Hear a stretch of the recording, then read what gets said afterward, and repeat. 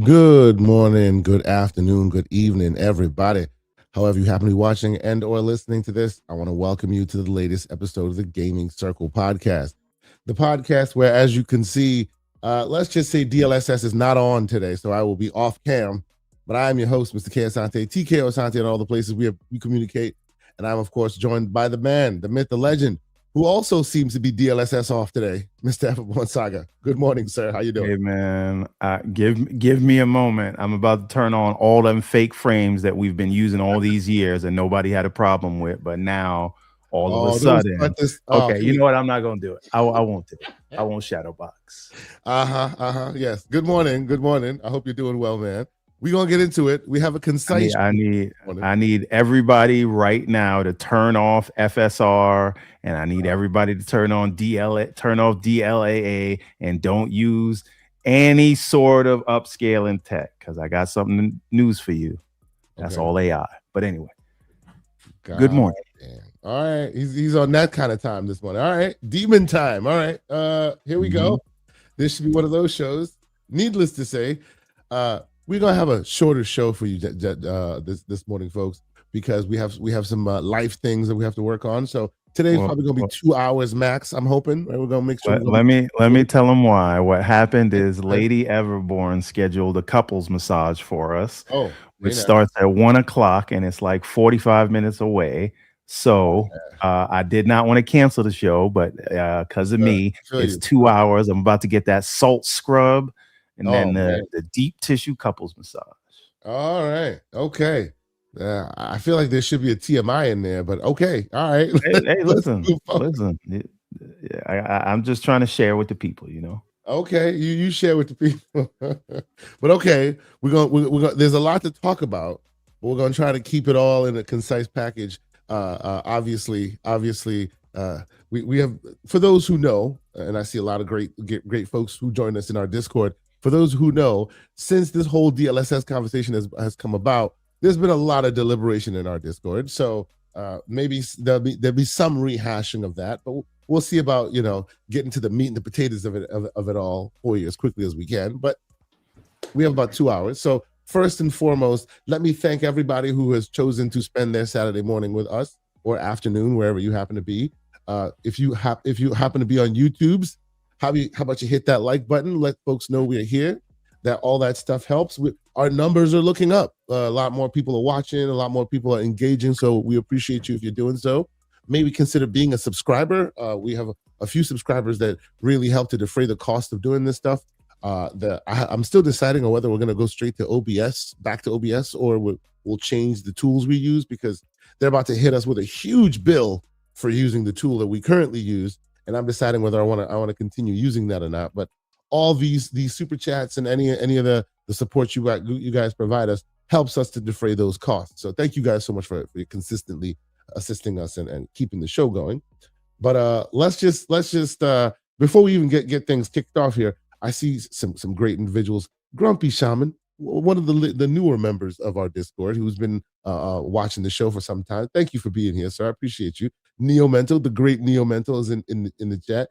VG Fight School had to pull up as he does. Thank you, VG Fight School. Appreciate you, sir. Eastside, Temper 21. VG, what up?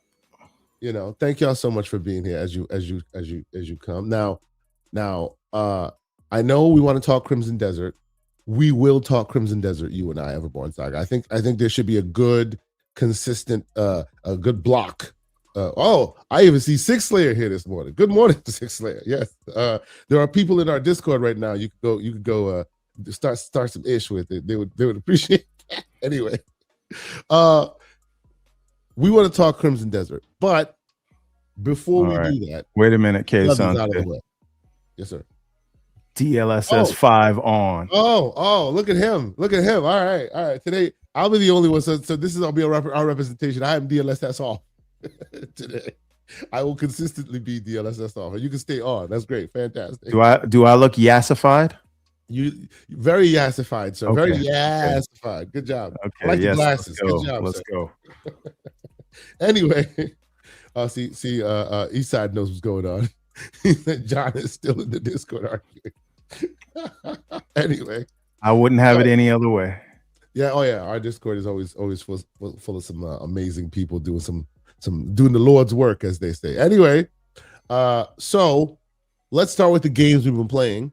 I know we've been playing Crimson Desert. I know, but before you get there, anything else you want to share with people? Anything new? Anything interesting? Anything you would not know? So two things really quick. So I have been playing that game, Alwa's Legacy. Came out in 2022. It is a Metroidvania. We talked about it a lot last week. I finished it this week. Okay.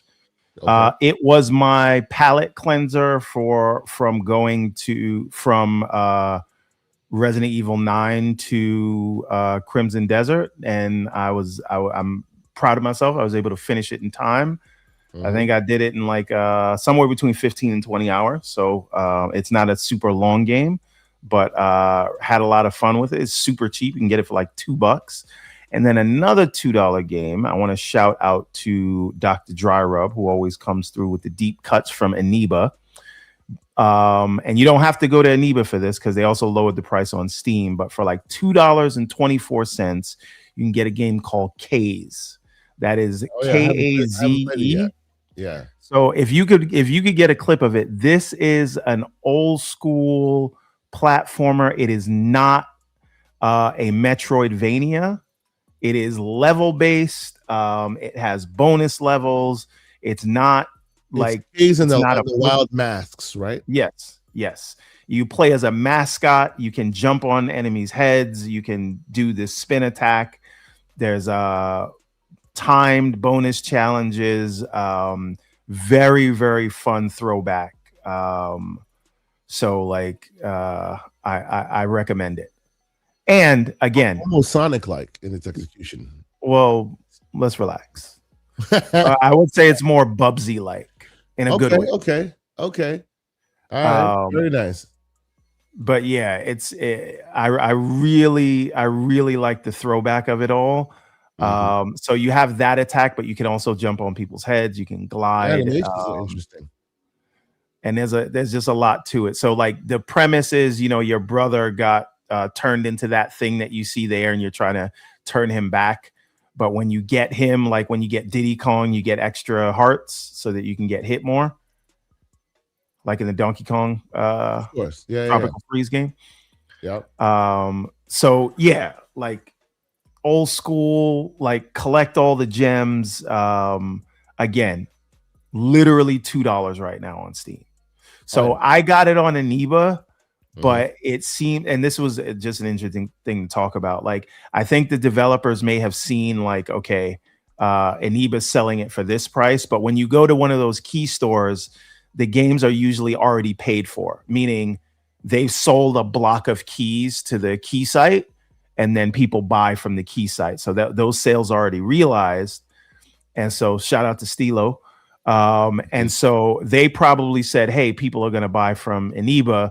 Let's just lower the price so that we can get new sales instead of sales that were already, realized. So if you can buy it from Steam. I got it on Steam. Yeah, I got it on Steam. When you mentioned it, I then went to Steam and it was the same price. I was like, all right. Yeah, right. But when Joey mentioned it to me, it was like $15 on Steam. Okay.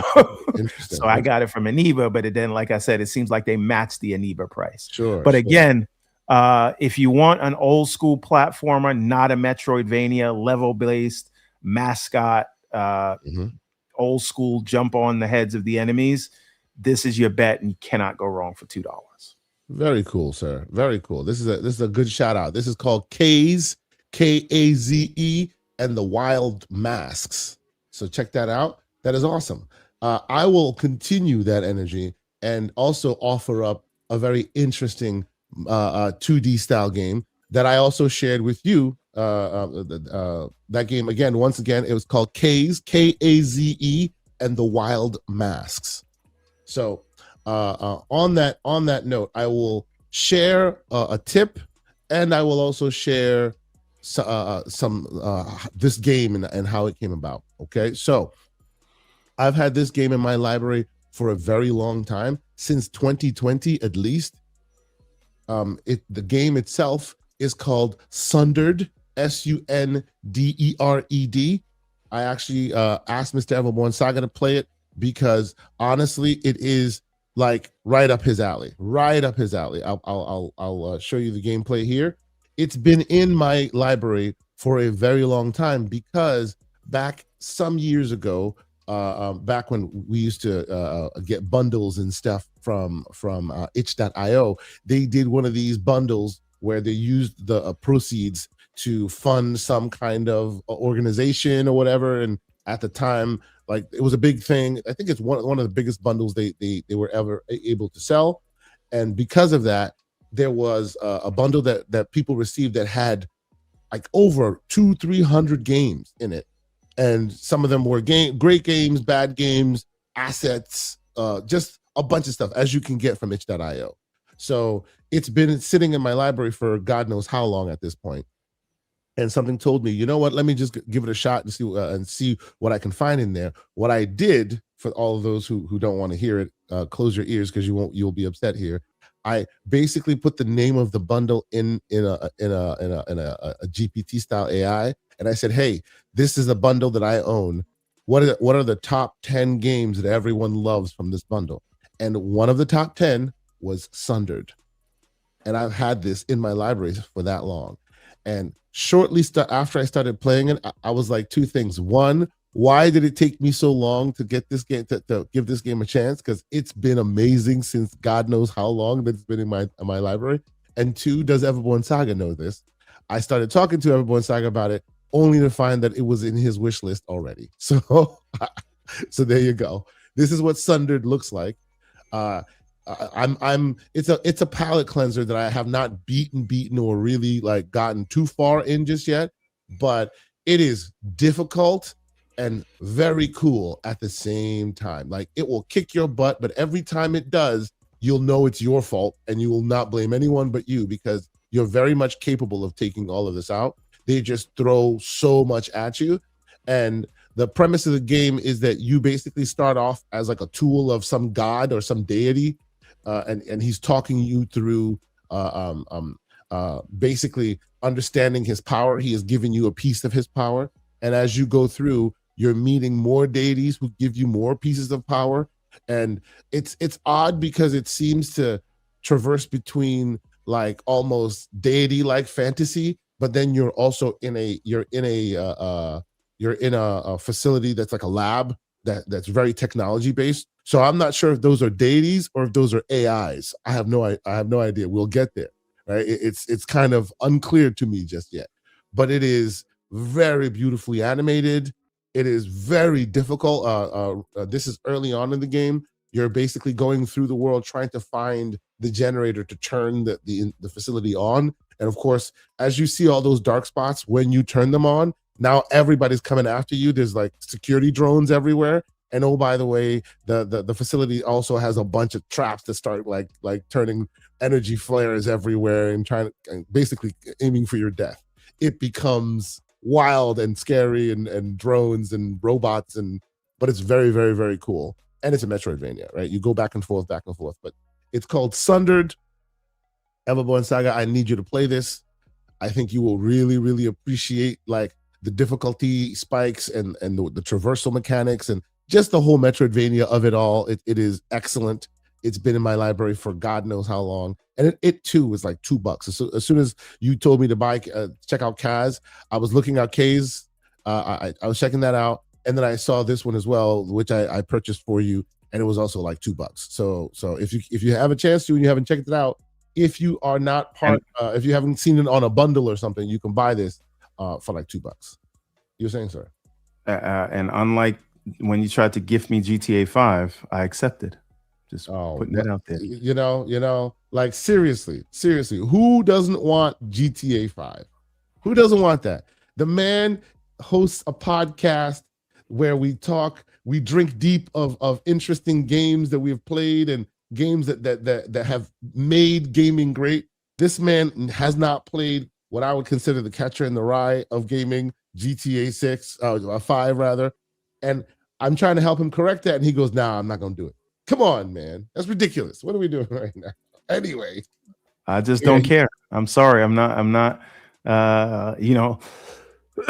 Strauss Zelnick did an interview and he said, show him someone above 17 that doesn't care about GTA. And I'm like, I'm that guy. See, John Wolf is right with me. He says blasphemy. I would rather play Blasphemous than GTA 6. I don't know what you want me to tell you. But see, you don't know what you'd rather do because you've never played. No. I know. I do know. I just said what I'd rather do. This is what I prefer to do.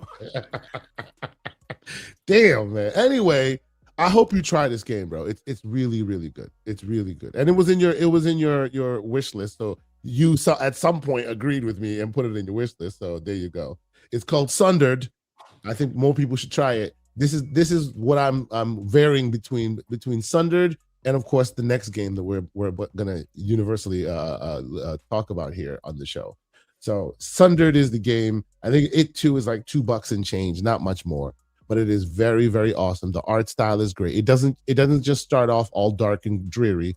It moves between that and gives you more, as you can see here, more different kinds of palettes. It has a very awesome boss fights and stuff. It's pretty cool. And even the enemy variety, what they do, it's all about understanding their mechanics, understanding their patterns, and then exploiting that.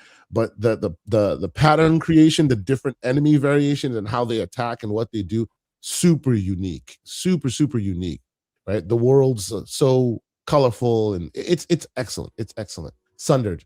Oh yeah, check out some of these. Right, you think that's an enemy, a boss enemy, but it's not. It's just somebody that shows up out of nowhere and just starts ravaging and being crazy. But anyway, really, really deep systems, really awesome game. Sundered, check it out. So there's that.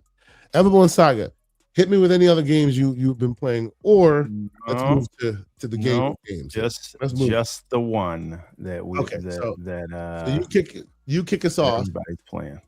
You kick us off. The game is Crimson Desert. You've heard about it, ladies and gentlemen. It's out there. Lots of people are playing it. Everborn Saga. Give us your preamble on how you got to Crimson Desert, why you chose to purchase Crimson Desert, and then we'll get into it.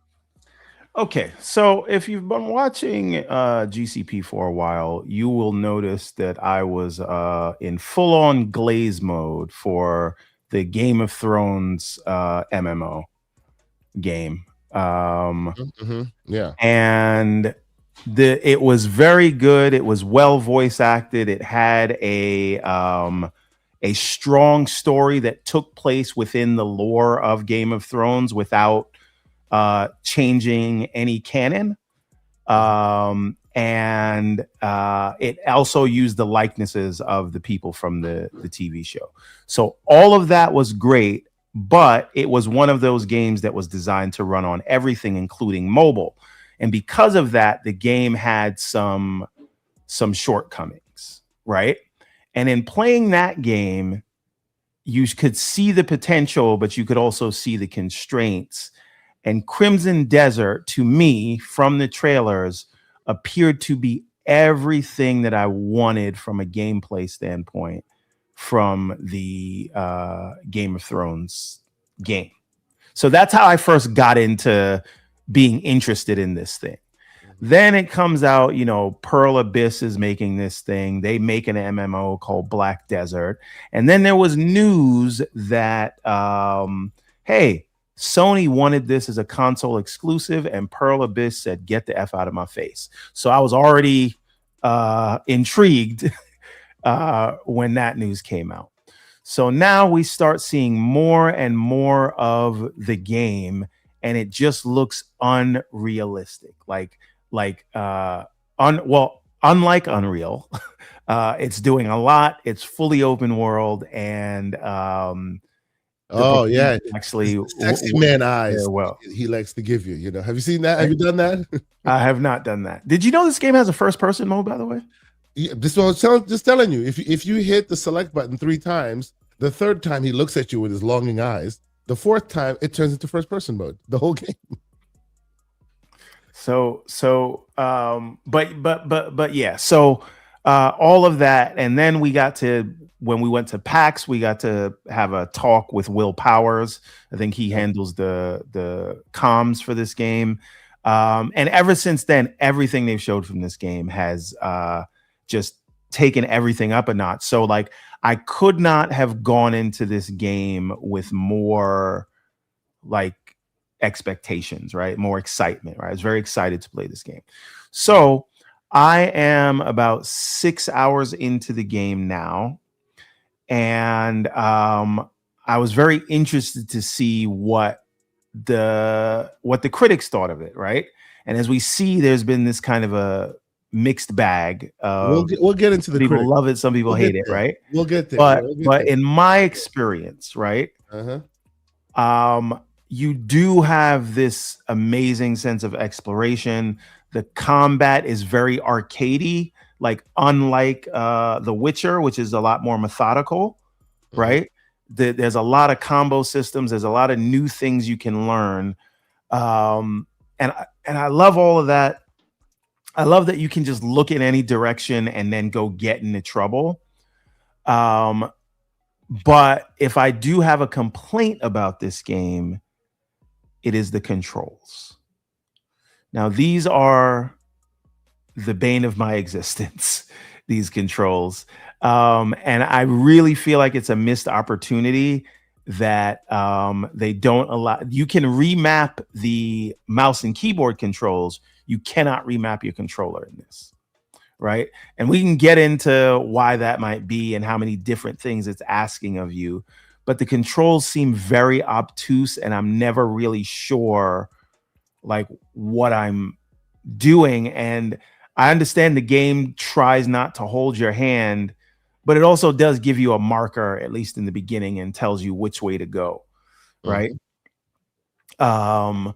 So, and one thing I'm not clear on, and maybe you can tell me this, who is putting these things on your map to do? Like, how does Clive know to go talk to the homeless person, or go down into the sewer, or help the people clean their roof? I understand it's a tutorial, but how is it? Who's telling him? Like, where's he getting these thoughts in his head? No one's telling him. I mean, if you've been following the story, and maybe that's the thing, but if you and that may be a criticism of it, that it's not really like as Cliff, not Clive. Cliff.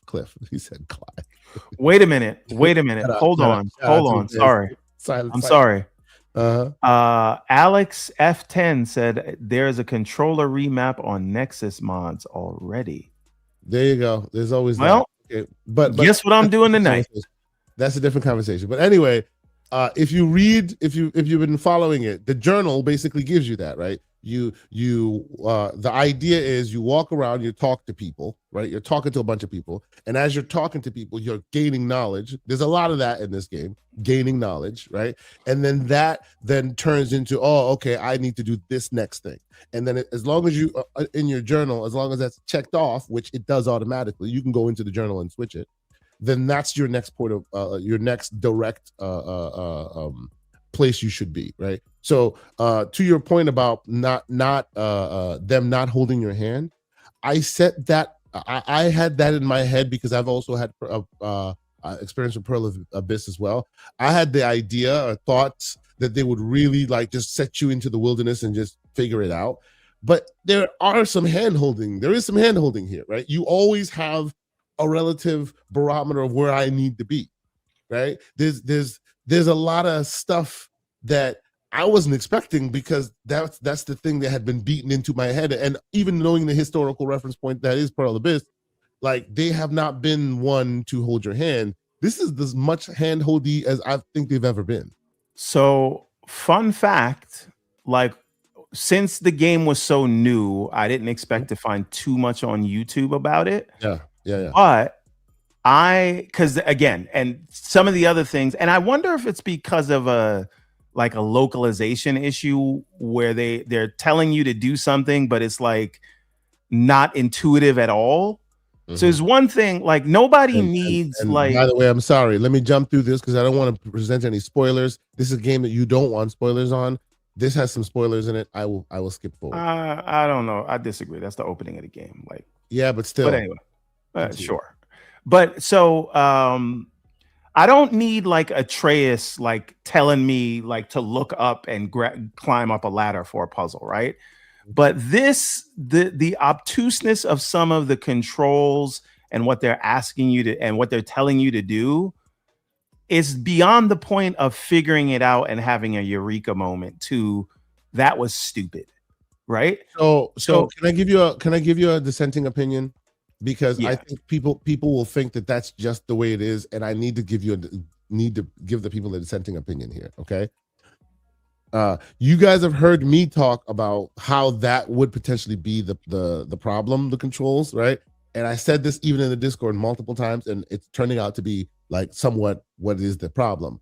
But if you don't know this game and you have not had too much of experience playing this game, you should know this game's systems are so dense. There is so much that you can do with this individual as a character. So much. It is very MMO first kind of a game, meaning like most MMO first kinds of games, like use the keyboard effectively, meaning every button can be used to an effect to do something unique and different, right? And that's how they have been as a development house. They made MMOs, right? So this is how they know, and they have millions of players who love their games. They're just not really popular in America as much as elsewhere, but they have millions of dedicated fans. People love their game, and they're big MMOs. In this way, this is the game where they're trying to bring that big lineage and all that capability to a control functionality. And what that translates into is a lot of modifiers and double presses and triple presses, and like one press does something completely different than another press if you hold it long enough. There's just and because it has so many systems, 15, 18 hours in, you still feel like you're in a tutorial because you're getting new systems like introduced to you, which itself has new qualifiers and modifiers in its control scheme, right? So like, I think the problem with this is, I agree with you that there's a lot of clunky, obtuse controls here. I completely do. You know, I was the first to say it, if you recall, way back when. But I feel like seeing everything they offer, there's a thing where I accidentally started doing like roundhouse kicks and turned into Street Fighter, like so much that they offer, right? And that's just superfluous stuff that they offer. I've heard that in the late game, there's so many systems upon systems upon systems that I don't see how they give you remappability easily that doesn't take, like, I don't know, a year and a half to 2 years additional testing to make sure nothing breaks. And I'll let you speak. But my last point is, and for those who are remapping buttons, I feel like you're setting yourself up for folly, because I hope that Nexus mod goes as far as changing whatever buttons that they do also to on-screen changes as well, because like deep into the late game, they're still teaching you things and giving you new button prompts and control schemes and whatnot. If it doesn't change those things for you, that means you're gonna remember so much. It's gonna be yes. So I actually remapped the buttons through Steam. Yeah. And immediately, like, I played for 20 minutes and turned it right off. Exactly. I went back but it was, so let me be clear. The game felt better when I remapped the things, because it felt like home. Sure. In the short term, it does feel good, but you got to learn it. You got to learn it. No, I understand. So, but what I'm getting at is, as you learn, as you stated, when you learn the new powers and you get new abilities and they're giving you different prompts, like, you have to now think of what you remap that thing to in real time. Worse and worse and worse all over. And here's the other piece of it. If you remap it the way I remapped it outside of the game, that also translates to menus. So when you try to press right trigger and right button or whatever, if you remap those, then you're going to have to press X to, anyway, it also applies to menus. Which so what you're saying is, I said this to you and you just, whatever. No. Let's be very clear. Let's be very clear. The menu thing I did not anticipate, but you were talking about in-game systems. Menus are a different thing that I should have anticipated, because it was happening outside of the game. What you're saying is, if the menus wasn't the problem, you'd still stick with it? I would still stick with it, yes. And And I will say that if the key prompts were mapped to what I remapped to, and the menus stayed the same, if like it it would didn't affect all the menu, adapt, then you would stick yes, with it. But it then won't. I would stick with it. Yeah. But the point I'm trying to make to you is, in order for it to all adapt and not break something, they'd have to test so much, because in the late game, you're still getting a whole bunch of crazy qualifiers, amount of like triple presses and this button and that button does this. Yeah, but I don't want to go down this rabbit hole because we don't have a lot of time. We can debate this in the Discord, but at the end of the day, if RB is going to do whatever RB does for the entire game, if I don't remap it, there is nothing wrong if I say RB should now be the X button. And so everything that RB does, the X button should do, if that's the way I want to remap it. Right. Yeah, but then you want that to then also translate to whatever X becomes. Now that's RB forever, and they need to test that and make sure that whatever RB is now become. It's just a button remap. I'm sorry. It is wild. Listen, and I'll tell you why. I'll tell you why. 100 hours of this. I'll tell you why. If they can let you remap your keyboard on the fly, they have the functionality to do it, and they don't need to randomly test anything that I change my remap keyboard to, because that will just be for that thing. But on keyboard, there are no modifier buttons. There is no press shift 4 and then some other buttons. Whereas on controller, there's a lot of that. Okay, but the modifier button stays the same. Let's say the modifier button is LB, right? And then I got to press LB and then RB. If I decide I want RB to be X, then I would just press modifier and X instead. Well, but it's not that difficult. The point I'm trying to make to you is, it's not one specific distinct modifier. They make even the regular. I understand. I'm saying a global. I'm talking about a global change. Sure. This is all I'm asking for. I'm not asking for a contextual change. I'm asking for a global change. So it is literally in every other game, and now we're acting like it's rocket science for this. I don't understand. You should try the Nexus mod thing and report back and let us know if it changes the on-screen button layouts as well. Because if it does that extra layer of work, then maybe it might work for you. But because most of the modifiers most of the changes don't change what's on screen, right? It makes you then have to do a lot more homework later down the line when you're playing the game, when they're throwing so much at you and you're supposed to remember all these different things, right? So it is what it is. Yeah, I guarantee you they will put out an update and this will all be solved, and all that modifier stuff is not going to be. Yeah, it may very well be done, right? I'm just saying that the testing required may have not made it to day one release. I wouldn't be surprised if later down the line an easier method to remap your buttons and that comes about, right? But okay, let's all right. So all right, back to the game. So the story is very unimportant, but I think it's a little bit too in your face to be so unimportant, if that makes any sense. I disagree. Because you didn't even know why your motivations are on the map. No, I do. Because here's the thing. This is another thing. And this is a pro tip, not pro tip, right? You'll figure this out playing the game for like a half hour. When it gives you the option to greet people or talk to people or just listen, you do that, because then you'll learn things, and then it will add those things. I didn't know it was like directly adding to what Clive was doing next, but I did know I learned things that would give me something to do if I wanted to, right? When you greet a soldier, you can find out like, hey, there's a thing in this place and go here. Yeah. But the main thing that, like, the main quest didn't feel like that's where it was coming from, but maybe it was, and I didn't realize that. But I do know that greeting people and talking to people, will give you stuff. Not just greeting people either. It's not just greeting people either. It's like sitting back and doing the focused learning. You can just sit there and eavesdrop on conversations, and that gives you knowledge that you. Why is that lady so short? It's a girl. It's a little girl. Okay, all right. It's like my character in Dragon's Dogma. Maybe they built the Dragon's Dogma 2 character. By the way, I will say this game is exactly what I wanted from Dragon's Dogma 2. Yes, this is the Dragon's Dogma 2 realized. Well, not realized, but somewhat. I have some critique there as well, but we'll get to that. Now, and the other thing I'll say is, shout out to Sycamore from the GCP Discord. But he's taking a stance. He's going to wait on this game because he thinks they're going to do some updates to it.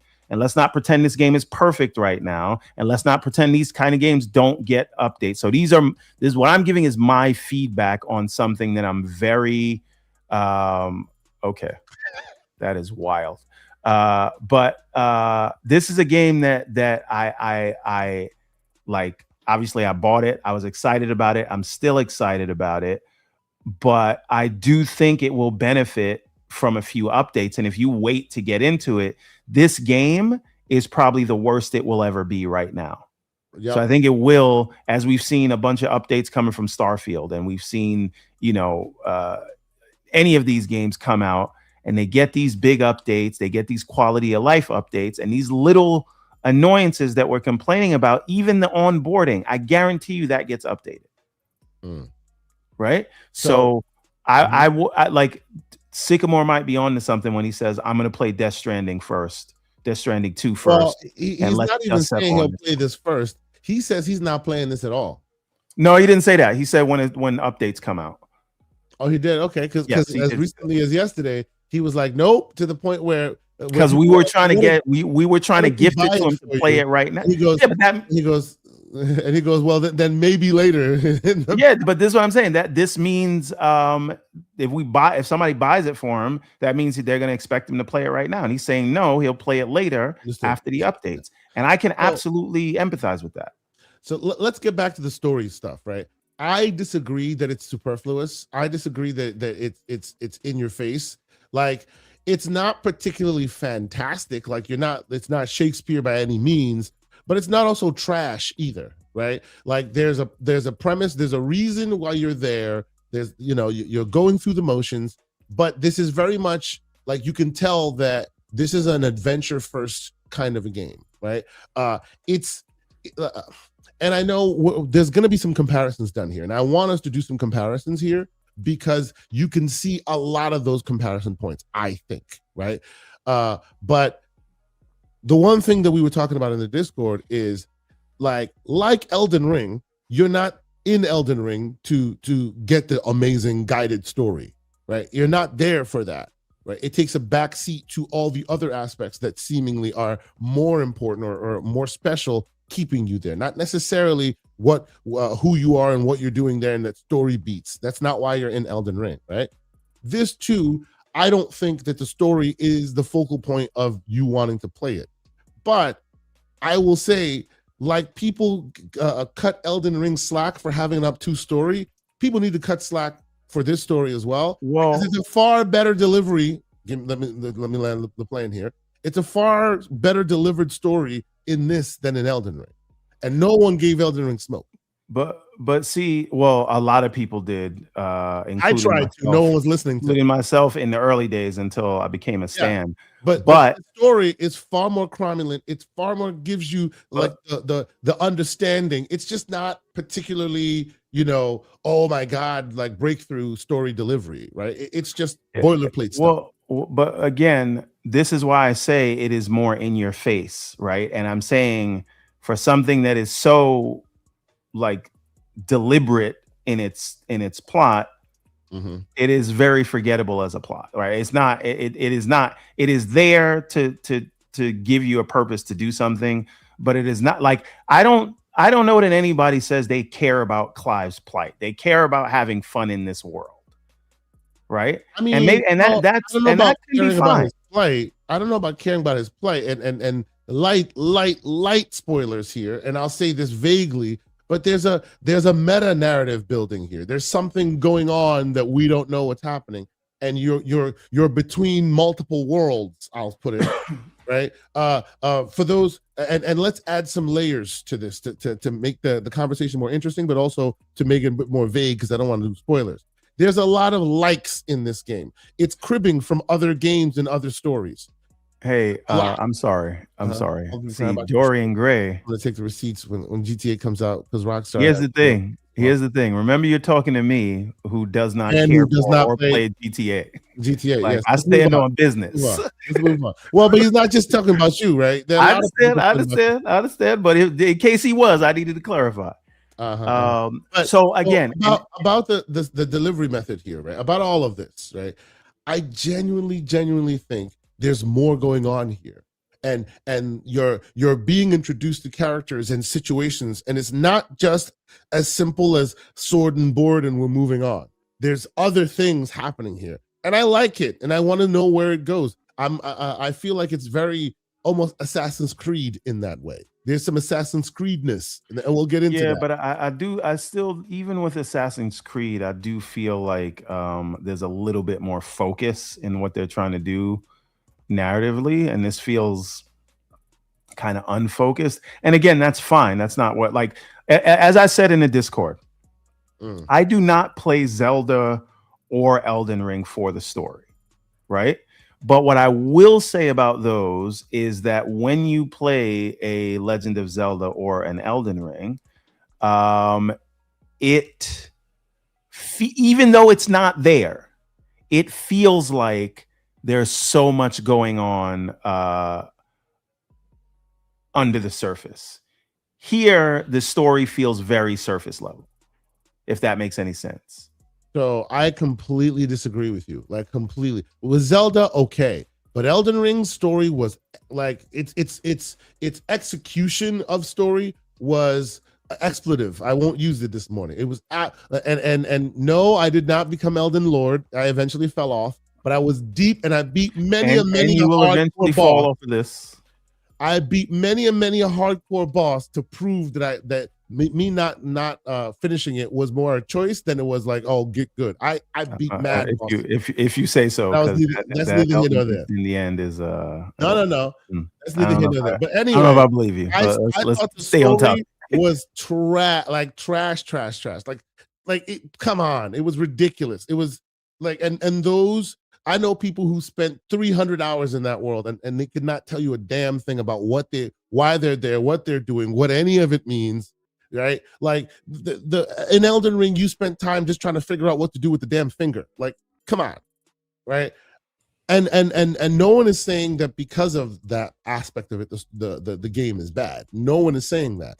All I'm saying is, just like people were quick to shoo away the weaker avenues of that story, of that game being its story, in favor of its strengths, I feel like this deserves the same level of respect. And actually, even with the story in mind, this delivers the story better. It does. Because I can tell you exactly who I am, why I am, and where I am, and what I'm doing, and okay. I think you're doing a little bit too much glazing on the story here, right? Like, it's not. This game's not about the story. Okay, let's not do that. I said that to you from start. I'm not there for the story. No one's there for the story. It's not a story delivery mechanism. That's not why you play this game, right? But where we both agree is, in both games that we're comparing, the story was a secondary thought to the other aspects. I think what I'm saying is these guys even did better than the other guys when it came to the story, which was a secondary aspect. Well, I'm going to disagree with that, because you can disagree. The difference here is that Elden Ring was a dead world where different warriors came and souls were kind of still going through their motions, right? This is a living world, right? So there's more people talking, there's more people going around living their lives. So that all makes sense. But again, the lore that you could go into, and there's channels that have gained millions of subscribers just explaining the lore. I'm talking about story. Lore and story are two different things. Okay, but there's really no lore here, right? This is what I'm saying. You're not gonna have. There's gonna be a community around this, but it's gonna be about exploration. There's definitely it's not on the level of Elden Ring. Let's not do that. Sure. No. I will give you that, right? The lore on the lore is at a high level in Elden Ring, to the point where I think the lore is what you ride out throughout most of that game, not the story. Whereas the lore is lighter, but the story is better, and you can ride out with the story. And again, what we're comparing here is maybe a 4 versus a 5, because it's not. You're not here for the story. It's not why you're here. right? There's so much more going on. And I would actually even contend that this does a trick that Elden Ring doesn't do, in that it gives you so much capabilities. You have so many systems upon systems upon systems, and like it delivers it in a way by adding other games mechanics to it. Like, tell me you don't see Zelda in here. Tell me you don't see Red Dead Redemption in here. Again, once again, what I'm coming back to is it just is what it is. It's not a complaint. It's an observation. Okay. Right?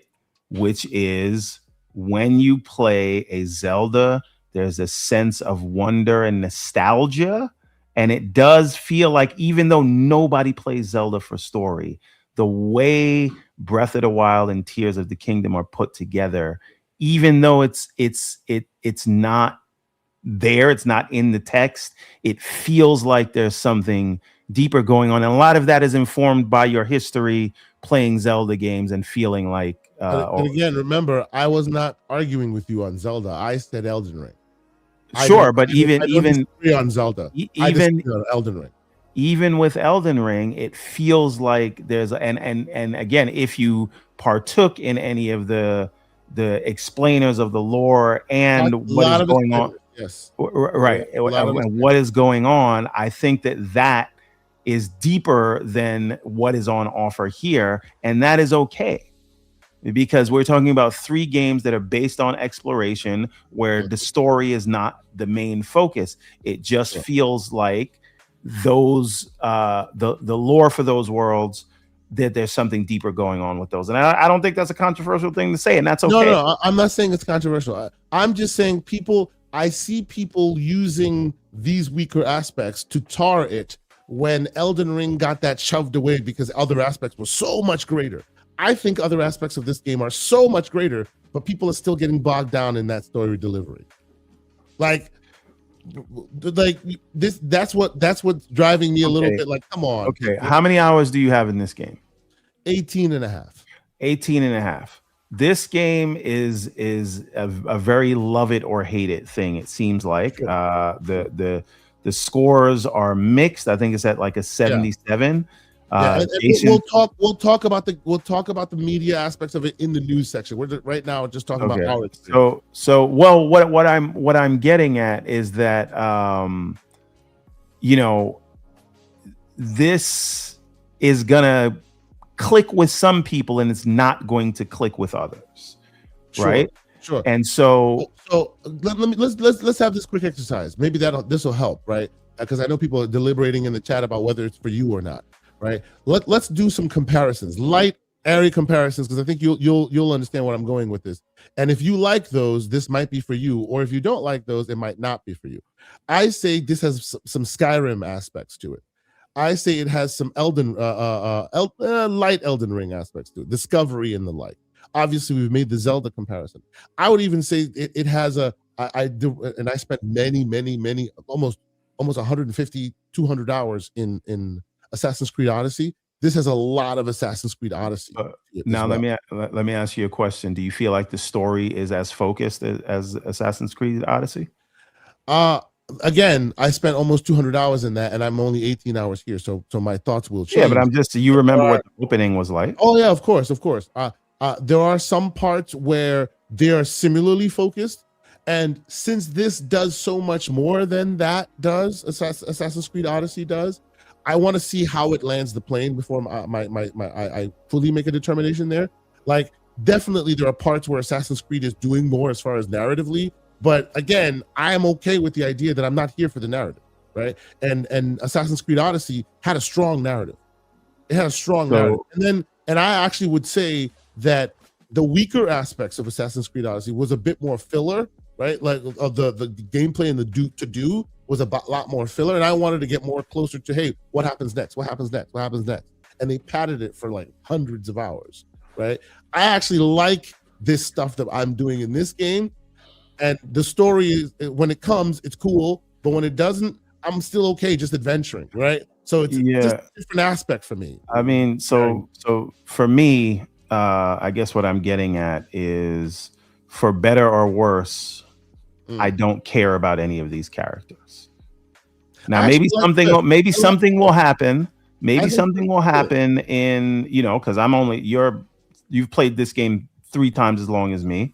Because I turned this off at 2 a.m. last night and you were still on. I saw you on Steam. Oh yeah, I was playing. So this game has its hooks in you, right? I'm really enjoying it. I'm enjoying it. So this game kind of looks like The Witcher, right? But the combat is a very different game. Witcher style as well. You know what? The combat. And I see that is to me, the combat is the high point of the game. I see MJ Dark in the chat. Maybe he can speak as well. He's slandering me. I see you. Maybe he can speak to it as well. I say the combat has some tinges of Yakuza. The way the hits hit, the way it's very creative. It has some Yakuza feel to its combat as well. I don't know if people feel the same. Like I've been saying this as slander in our Discord. I feel this game bites from other games, like hard bites, like not just like, oh, we're just paying homage to this game or that game. No. There are scenes that are lifted directly from your favorite game, only interpreted here, and you're just like, oh, damn, that's blatant, but I'll allow it. Like there's some of that, But do you get the idea when people say the game feels unfocused? It's because it's trying to do so much, right? And I honestly, I've read a lot of reviews, and we'll get to those reviews, and we'll talk about that as well. I've read a lot of reviews that seems to suggest that if you once they land the plane, however hundreds of hours you're done in, it won't culminate in anything that really matters to you, and that's why it says it's unfocused. But as of which is a valid criticism if you have all of that history with it, right? If you've played all of that, right? But in the 18 or so hours I have played, I've enjoyed everything, and it hasn't felt like trite yet, right? So talk to me after I'm 100 hours in. Maybe then it feels samey or whatever. So far, it doesn't feel unfocused to me. Yeah, I'm still trying to figure out the loop, right? And so if I'm playing an Elden Ring, right? The loop is you go from hunted to stalker, right? So what does that mean? You're weak, you come across something, you get your behind handed to you, you go someplace else, you get stronger, you come back, and now you're the stalker who's gonna take that guy out when you're strong enough. And when you're playing the newer Zelda games, right? You want to explore, you want to look in a direction, you want to go there, but it is all about building yourself up until coming for some danger. This man. Oof. All right, the 6th layer. You coming for the smoke? Let's go. 6th layer. Let me tell you something. Man. Cut it out before I start interrupting you. You have to start crying. Oh no. Now, if you know in the Discord. Now listen. Real messy this morning. The thing is this, right? When I don't know what the loop is here yet, but again, I'm talking to you about the onboarding experience. And once I'm through that onboarding experience, I will feel a different way. Maybe I'll decide I'm gonna put it away. Maybe I'll decide okay, I get it now, and it's coming with me. But then the other thing is a lot of these puzzles are explained really poorly to you, like what's expected of you, and you have to figure it out. And some people are getting eureka moments when they figure it out, but some other times it is almost like, is this a localization issue? Did you just not explain this? Because I don't know. Maybe it is. Maybe it is a localization issue. It is. It could be. Yeah. I will tell you that of the 18 hours I've played, and I have not mainlined it. I know some people have been playing mad hours and have not even gotten to the initial story yet. I have gotten at least far enough to where I am on the path. Like there's always an X marks the spot, and I will do a lot of the side quests around the X marks the spot before I ever go to the X. So just to keep myself like in that relative area, I'm doing that because I have found that when you go off the beaten path, this game's difficulty systems. Like they gate you based on level of difficulty, and if you go way outside of where you should be, you will get clapped easily a lot, right? You'll hit stamina guards, because this has basically Breath of the Wild stamina. You can use it to climb anything, and the more you put into stamina, the better, right? So what I'm finding is, as I for me, the loop that I'm finding useful is, as I clear I just talk to people. I walk into town, I start talking to people, just talk to a bunch of people all around, right? And just listen to what's going on in the world, right? And it gives me a sense of stuff. Maybe I get bounties, maybe I get a story, a side quest that I want to go do, something like that. And then as that materializes, it then informs the X marks the spot. And then I go do the X marks the spot. And then it tends to help me. And the first X marks the spot that you recall is finding your way into a castle. I know some people, we were talking later about how people got into the castle. Some people went this way, some people went that way. I ended up using a side quest that I didn't know was helping. That's the one where you clean the chimney, right? Yes. And I didn't know that was the thing that helped me, because to your point, they don't hold your hand, right? They I guess expect you to just check the inventory and go, oh, right? But I hadn't checked the inventory. I just moved on after that side quest, right? So later on, and this is another weird tip for my AI haters, y'all gonna have to close your ears here. I know what you're saying, and I had to use that. I'll let you. We're gonna get there. I'll let you say it.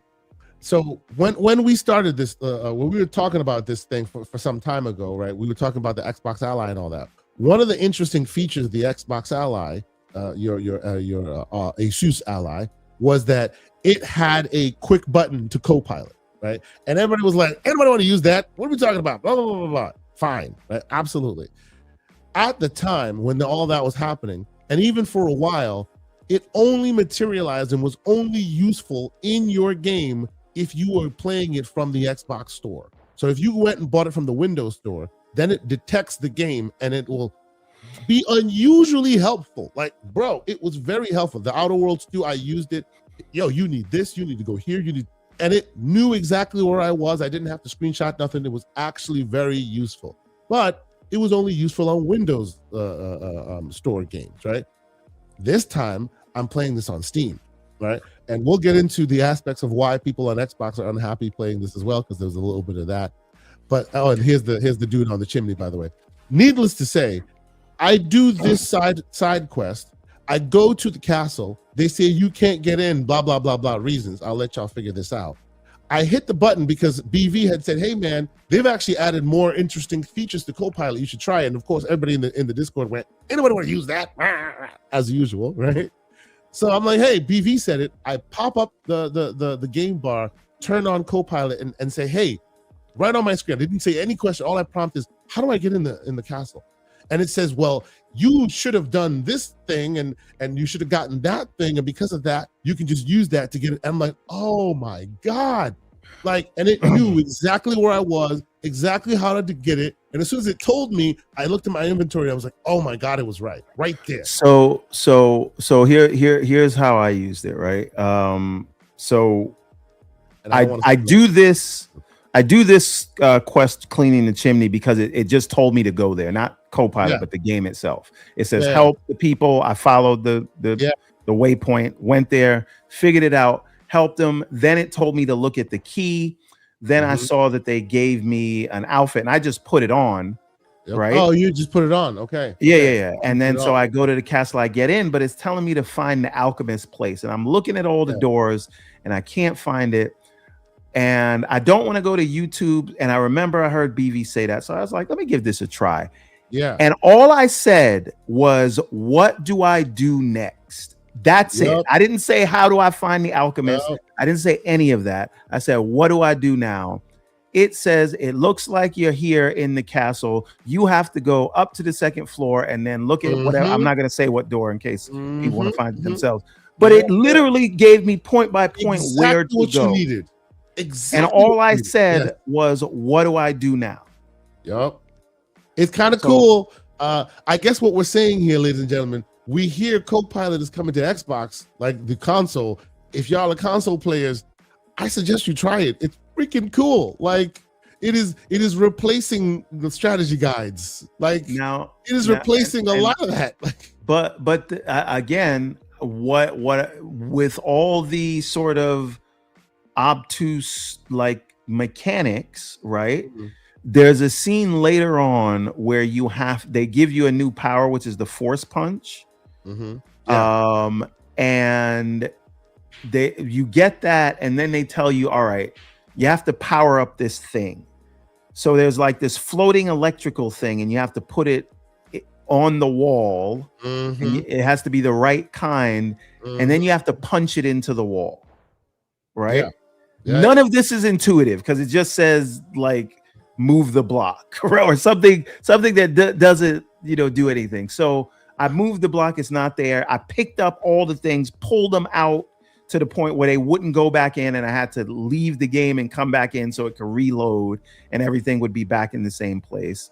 And then I did another one. What do I do now? And it tells me use the force punch. So and I gotta be honest with you, like I'm telling you, people might clown it, but this is when you're in the middle of your game and you're not trying to get out of your game to go do research to this, that, and you just need exactly what you need. So the thing is, though, we need to understand where this data is coming from, because a lot of the times it's getting it from a guide that is posted and it's giving you the link to where it got it from. No. It's not that's what it did for me, right? It said, okay, you're going to want to go this way. And then it says, this is from this YouTube video. Oh, okay. So it does give you that. Okay. Interesting. Okay. I will look further into that. By the way, so on the topic of the puzzles that you're talking about, you're not the only one to say that you had issues with those specific things. I don't know why. I just figured that out real quick. So I was helping people to just go. Look at this guy humble bragging. Look at him. No.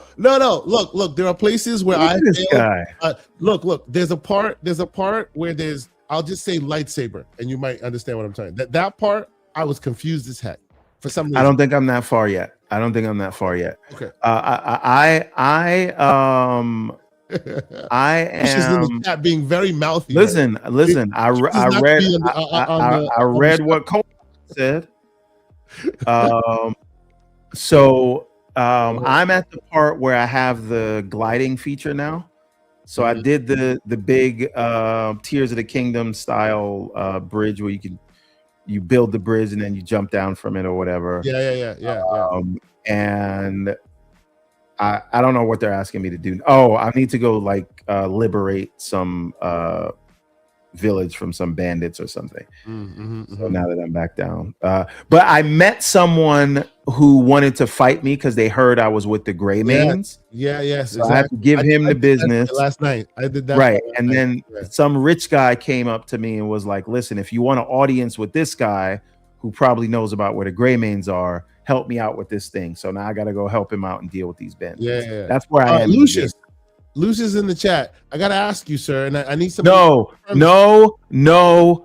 It didn't say. It said some foolishness at the bottom of the screen that made no sense, especially for the puzzle I'm talking about. Don't do that. Move on. Lucius, I need to. No, he's over here telling me I can't read and I can't say nothing back to him. Man. No, that the game is obtuse. Yeah, but Elden Ring was obtuse, and you still became Elden Lord. Move on. And I complained about it the whole way. There's records of me doing that. Lucius, I feel like some of the combat systems makes me feel like I'm playing Yakuza. Am I wrong in that? I feel like just some of that combat feels like the punching, the connection, how it connects, and how it like the bam, the way it really hits, gives me the same Yakuza when you're hitting people and stuff. Obviously, also the combat system is also a bit Assassin's Creedy, I think. But I feel like I'm getting some Yakuza feedback when I play that. I don't know. There's a lot of comparison points in this game. A lot of comparison points. I don't know. Let's take a quick pause and catch up on a few super chats, and we'll get back to this. The great MJ Dark, final super chat. He says, Everborn, is there a difference between Sonic and Bubsy?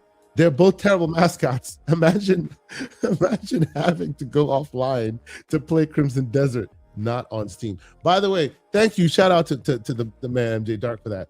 That's another quick sided thing. I don't know if you heard this, Everborn. Grumpy Shaman in our Discord was having that problem. A lot of people were talking about it. I think Colt Eastwood had a problem, and he actually ended up returning his game, as I heard, and buying it on Steam. Oh, you are. If you're talking, you're on mute, sir. I do not. Sorry, we're talking about the Xbox PC launcher. Yes, issue? yes. Okay. Basically, let me tell the what's happening here. Basically, it had a poison save in the cloud. So if you have it synchronous, you start playing it, it works. Eventually, you stop playing it. Once you start again, it synchronizes in the cloud, and there's a poison save in the cloud. So now it won't let you play it anymore. The solve ended up being, as Major is describing, you start the game up, go offline with your internet connection so that it doesn't connect to the cloud, and now it plays. You gotta air gap your PC just to look. Yeah. That's and we were troubleshooting this literally live in the Discord as it was happening. Continue. So this is the thing. I think, like, how many times are we going to have to deal with these issues before you just say, when I buy a game that is not coming from Game Pass, I'm just going to get it from the reliable place? Right? I mean, to be fair, well, not even to be fair, to add more smoke, even before the game released, Lucius was having such a hard time because he wanted to buy it, but you couldn't go on the PC store, the PC Xbox app, right? Which is where they want you to do, which is basically the focal point of the Xbox Ally, for example. You go there, you type it in, it doesn't show up. Everywhere else, it says, hey, this is Play Anywhere, it will play anywhere. But if you were to search it inside the Xbox Ally, it gives you Crimson Skies, not Crimson Desert. So it's been issues from day one, day zero even. So again, I would blame, I mean, I guess if you still are, like, you still want a game on both the PC and the console, maybe you have a console and an Xbox Ally, I get that. But my thing is this: the risk that is happening right now is that people, including myself, are losing confidence in that store experience. So now with me, I didn't even consider buying this game on the Xbox store, even though it was Play Anywhere. Why? Because I've had several issues where a game has a random bug or is out of date on the Xbox store, but the Steam version works just fine. Right? And so how many times does that have to happen before I decide, you know what? I don't want to play launcher roulette. It's the same price in both places. A lot of times cheaper on Steam. Why don't I just buy it there where I know it's going to work?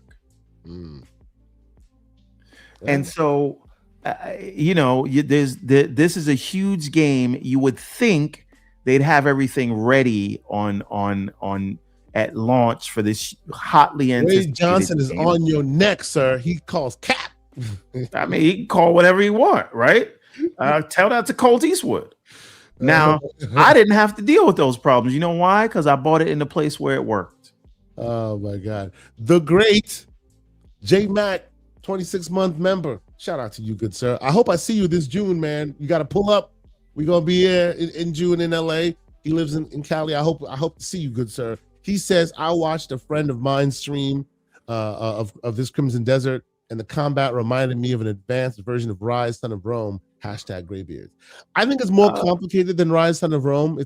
It's more complicated than that, but it does give you that almost arcadey, good feeling, crunch a bone real quick. You know what I mean? Like, pick a dude and just like yoke him real quick. Give him some of the wrestling moves. Like it gives you very satisfying combat if you spend time with it. So the point I'm coming to is, even when these issues are resolved, when people have that bad taste in their mouths, will they care? Or will they just say, I'm going to go where I know it has a greater chance of working? Yeah. And I think that's a genuine risk that they run when things like this happen for large games. It happened to me 2 or 3 times where I just said, you know what? I'm not going to chance it. Right? Now, again, if you are someone who games across console in your living room and then PC in your office, and then handheld, then I understand like Play Anywhere would be a benefit for you. But if all your devices are a PC, you know, they've got what he's doing right now. He's talking to the console audience and throwing his pinky in the air and calling y'all a No, I'm not. I'm saying I understand if you still have your console in the living room, why Play Anywhere is appealing. No, this is not a PC console situation. This is, you're an Xbox gamer, you love your Xbox. Now you have an Xbox Ally. You have a series, an Ally X. This is you, right? And you don't have a PC in the mix. Your Xbox Ally is going to have this issue. That's the problem. It is, right? And you'll be susceptible to this issue because you have an Xbox at home and you want to play it on the CX, on the big OLED, and you love that. And then when you're on the go, you grab your Ally. Right. That is absolutely the benefit. That's but what I am saying is, if you're moving to a place where all these apps are going to be side by side and equal, if you leave this bad taste in people's mouths, oh yeah, no doubt, then they're going to buy from a different store than the one you want them to. And I'm just, listen, why is it an issue for me to say they need to fix the launcher so that these things don't happen? No, I'm talking to the chat because they're telling me I'm being dramatic. I'm saying these things should not happen. This is not rocket. No, I'm not shadowboxing. I'm talking literally to the people in the chat. The people that are choosing to comment on the show, I'm answering them directly. I'm not being dramatic. I'm saying when you have a large game like this, things like this shouldn't happen, or the next time a large game launches, people will buy it from a different store. All right. So the great Silent Cypher, $2 super chat, who looks like John B in his in the avatar. He says, "Is Clive the DLC variant of Cliff?" I guess stop calling Cliff Clive, man. You're the one who started that. You call him Clive first. That's why they're coming for you. All right. I said Cliff Clive, whatever his name is. The point is, I don't care about him enough to know what his name is, and that is a testament to how non-existent the story is. I think his dialogue, he's stoic, he's cool, but he speaks, and when he does, he's earnest and he's honest. I appreciate Cliff. That's a Scottish accent, right? Yes, he's Scottish indeed. By the way, Silent Cypher says he can't wait to see us in June. I'm hoping to convince Mr. Everborn Saga to take the trip. I'll be heading down, but it'll be great to meet you, man. I can't wait to do that in June. That'd be real cool. He then combines that with 5 gifts, sub memberships. Shout out to Great Silent Cypher. Thank you, bro. Appreciate you. Now, so let's continue down this path. Man. People are on your neck today, man. Listen. Back to you, Six Slayer. You out here talking about people are using other people's talking points. I'm talking about my experience with the game. Okay. Right? So we're going to do a strong 2 hours today. And we've already done 1 hour on Games Talk Straight. So let's transition this to the news aspects of this, because the news aspects of this, which also can also include this game, which is very much useful. So we'll talk about it. The news is quite interesting here as well, because like you were trying to bring up before, there is a lot of back and forth about the reviews and how it shook out and all of that. So how about you start, like let's head down that path now. All right. So the reviews and all that. Yeah. So I think, I think the score that it's at now is probably a little lower than I would say, but again, I don't have a lot of time in it, so maybe I'll agree with that when I have some more time. That being said, it seems that this is a very love it or hate it kind of experience. Like it's either really grokking with people or it's really off-putting, right? And so I've just seen some weird takes though. Like for me, I'm not being like definitive in my statements on it because I don't have enough time. But when you have people saying, I gave it 2 hours, that's enough. It feels like, you know what I mean? You got some people. I'm 10 hours in, I was still getting tutorial stuff. There was still new stuff being given to you. Like there were new aspects of the game that you Like it was just, come on, 2 hours in, come on. Yeah. So, I just feel like if that's how you feel about it, you kind of keep it to yourself because you didn't put enough time in to know, ass from elbow. Pardon my French, right?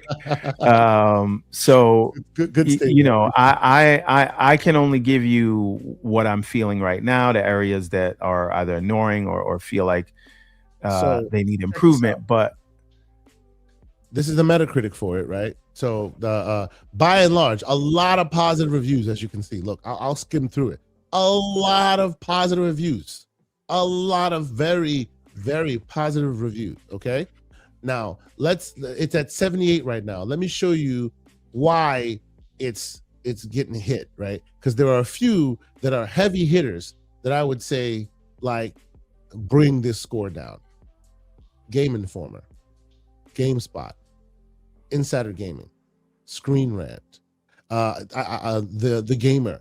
They haven't added IGN in, but I would think IGN would also hit it because Eurogamer, right? I would think IGN's one was, I think, also a 6 out of 10 or something like that, a 7 out of 10. It was okay. It got a Stapleton 7. I think they should call it a Stapleton 7 from now on, And by the way, when I go to IGN Live this year, they give it a 6. When I go to IGN Live this year, I'll buy the IGN 7 shirt because they actually sell a shirt that says the IGN 7. They're leading into it. I'm like, I want to buy that shirt anyway. As they should. But I need you to go down there with a charge them more shirt. Now, listen, I think. Tell me what you think about about what the media is talking about here. I think it kind of I would like it if it was 2 points higher, right? I think this game at least deserves an 8 because there are shortcomings, as much as people try to pretend that they are not, right? Oh yeah, there's a lot of shortcomings here. Yeah. Absolutely. But there's also things that this game is doing that no other game is doing. Right. Yep. So I appreciate anybody that swings for the fences in the way that they did here. Mm-hmm. I really am interested to see how they take the feedback. But listen, the score is the score because the game is, I don't know if it's a feature or is a bug, but it is frustrating to get onboarded with this game. And you're either going to push through that frustration because the pros outweigh the cons. Or you're gonna drop it, and I think that's what you see there. So as an aggregate score, I can understand that because it is going to be hit or miss for people. Mm-hmm. So I'm not mad at the score. Personally, I think so far the pros outweigh the cons because I would have went to sleep long before 2 a.m. if they didn't. You know what I mean? So it didn't keep me up playing it, and that's a positive. I'm also very weird about why there's electricity and stuff in the game and trains and robots. See, but this is the game, right? But this is like turn your brain off. Don't ask questions. This is my point, right? Look at this is where I'm like, it's Assassin's Creed. It's got the Animus going on. It's Prince of Persia with all the puzzles and the traps and the booby traps and stuff. It is everything, and it seems to be doing them all quite well. So Sly Crow says Marathon isn't for the. First of all, did the critics give Marathon a score yet? They're waiting for them to drop content. Oh, okay. Interesting. They're waiting for them to drop content, which is interesting. Yeah, which is interesting. But maybe they should have waited for Crimson Desert to do their first update. Who knows? They didn't do that there. By the way, short divergence. Please hit the like button if you haven't done so. I've been told I'm a bad host. Right. Enough. Hit that like button if you haven't done so already, please. Let the algorithm know we are here and we're doing good work. Go ahead, everyone. You were saying. I guess Pearl Abyss didn't ask them nicely in a letter when they did their reviews to wait until they did their first update. Because all you got to do is ask nicely. Also, if you can, please consider subscribing. We love our subscribers here and our members. If you're a member, we really appreciate y'all. You come into our Discord. We have lots of crazy convos. There's lots of game talk, game code drops. There's lots of different things we do. Shout out to all the members who join us. Oh, the Defense Force rolls deep.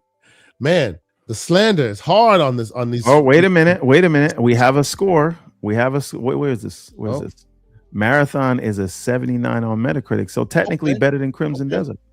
Yeah, technically better than Crimson Desert, right? Maybe. Well, let's put the tinfoil kufi away.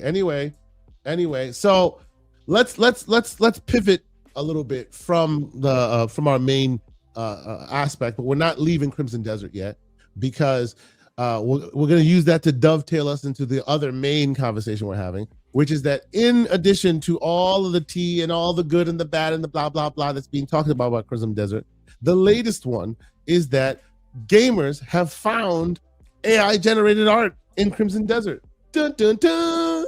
Okay. Clutching up pearls. I know that I come off like the AI apologist, but I'm sorry. I don't care. Look how large this game is. If they had to use AI to help with some of the asset generation, so what? There's no game that you can point to right now that is this large and doing this many things and needs to be filled out with content. Everborn, they have to do that to help. I don't care. They have like one leg and two legs. And it's all weird because they don't just care. have weird legs. Don't care. I'm sorry. But I don't care. Look how large of a map they are giving you. If they need to fill that map out with art and things, it is what it is. Yeah. So this doesn't bother you at all, not even the slightest. I mean, I think it's funny to look at, and I think people should highlight it because, like this looks ridiculous. But I mean, I think that you're gonna need that. You're gonna need that if you're gonna try to have this fully realized world anytime soon. Yes. Speaking of that, and I wanted to, I think these are more meme worthy than Clutch Pearly, if that makes sense. Yes. This is the new Bethesda jank. Right. Yeah, that's what this is. This is the new definition of that. I think we should all screenshot these and make fun of it, but it does not change my enjoyment of the game, and I don't think we should do any kind of boycott. Real quick about some of the aspects that we were talking about, that it's not good and all of that, right? Like some of the I know you spoke about the control scheme, right? We spoke about controls, right? Some other aspects give me some more aspects beyond controls and story that you found lacking in the story. So my main issue with the story is that I feel like I don't care about it. It is not. We've talked about the story. Right. The story is, and then obviously the controls, and then even with the controls being as layered as they are, I do believe we should be allowed to remap them. And then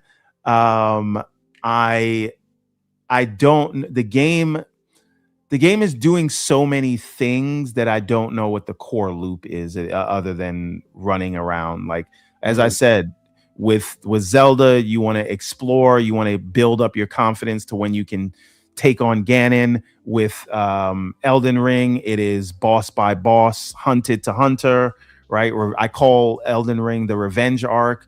With this, it's just sandbox, go around, see what happens, and I'm trying to get to a more cohesive loop and direction, as opposed to, hey, this thing's telling me to go this way, so I'll just go that way. I don't feel like I'm in control yet, but I'm still in the onboarding phase. Okay. So you talk about what you think for a second. I got to deal with something really quick. Sure. Honestly, for me, the negatives of this game so far have been more a bit of the machinations, like to Everborn's point. Absolutely. I think the controls have a large learning curve, right? Unlike him though, I would advocate that you stick with it, because I enjoyed what I was learning from it, right? While from the beginning of it was a little difficult to really get my head around it, because you have muscle memory that you want to continue to use, because games just offer that, right? And now it seems like this game is upending all of that. But the longer I play, the more I get into it, the more I'm starting to realize that they are layering so much on top that if they gave it to you, or if they built the control schemes using what tried and true, it would make those additional layers later in the late game even more complicated than they need to be. So as I'm playing through and as I'm trying to understand it, I am starting to get why these decisions are made. I don't agree with them, but I'm starting to be okay with them, and it does end up flowing. So the learning curve is a thing. The idea that they give you just enough, but not all the way there instructions is also a thing that I've noticed that some people are complaining about, where like they'll drop you into the world and you don't know who are your enemies, you don't know who are your friends, you don't know any of those logistics, right? And you have to figure that out. But to me, I'm an old school gamer, so I'm okay with figuring that out. Some people want that guided experience, and it may not be for them when it comes to that. There is no reason that you should be jumping with the X button. I'm sorry. You could have swapped X and A if you wanted to. And you even said this when you played the game originally. They keep trying to reinvent the wheel. Yes, I said yes. So like this is not like people are not pulling this out of nowhere. This is not new, no doubt. This is not new. Some of these things are unnecessary. Original. I said that was its original sin, right? Like even a year and a half or 2 years ago now, almost when I went to Gamescom and I had a chance to play this for a little bit. That was my criticism then, that they do so much that they layer so much on top that because of that they can't give you the normal control scheme you expect, and some people just won't be able to get past it, right? But honestly, I really enjoy what they're doing here. I think they're coming for Assassin's Creed in a big way. This is like such Assassin's Creed Odyssey. I'm enjoying the heck out of it. I really am. That's what keeps me going, right? I want to see what's around the next bend. Like their draw distance is insane, and you can get anywhere you want right now, right? You want to go there? Get on your horse. You're on your way. You can totally go there. And I love that is a full realized aspect of the game. And most often than not, when you get there, you won't be disappointed. They may clap you and you may go, turn tail and run home, but you'll go there and you'll see some interesting things there. If you go around the corner, there's usually a chest there, right? And the not to even talk about the RPG elements where they're building and making you bigger and broader and having more of getting your skills underneath you. It is all very, very well realized. So for me, it's a lot of fun. I'm really enjoying myself and having fun with it. Now, as to this AI stuff, personally, I don't think it's a big deal. I think they like this is something that's been like on the cusp for a long time. You know, I believe that if we currently continue to hold out hope that we have to make sure that there's never any AI in our content. That means you're like they're gonna start lying to you. They're gonna start fooling you. But at the end of the day, this train has left the station. They're gonna put AI in everything. Anywhere it can be useful, it will be useful because that helps the process. It helps to save money. It helps to save time. All of that. So there's just no way that I don't see them adding all that in. But to Everborn's point, I think it's hilarious jank. And when it comes out like that, we should all call them out for what they are doing, which is, being janky and ridiculous. And eventually it will be implemented better. Comment of the day goes to Dorian Gray. Crimson Desert should have just stolen art like Bungie. That way the people would cry less. Oh, man. Yeah, it is what it is. But okay, so a lot of people talking about Crimson Desert, a lot of tea being spilled about Crimson Desert. I want to talk about DLSS because that's what we have 30 more minutes, and that's what I want to talk about. A quick divergence is: did you see that two Xbox executives left the company in quick succession? What was it? 2 days ago or yesterday? I did, and one of them responded. Okay. When Tom Warren shared their LinkedIn post, they responded on X. What they say? To say no. They just talked about how great it was working there, and it's just that they had been doing it for 13 years, and they're going to try something new at Netflix. It wasn't like I'm just leaving. It's just I've been doing this 13 years, and I love all the people there, and everybody's great. So it wasn't.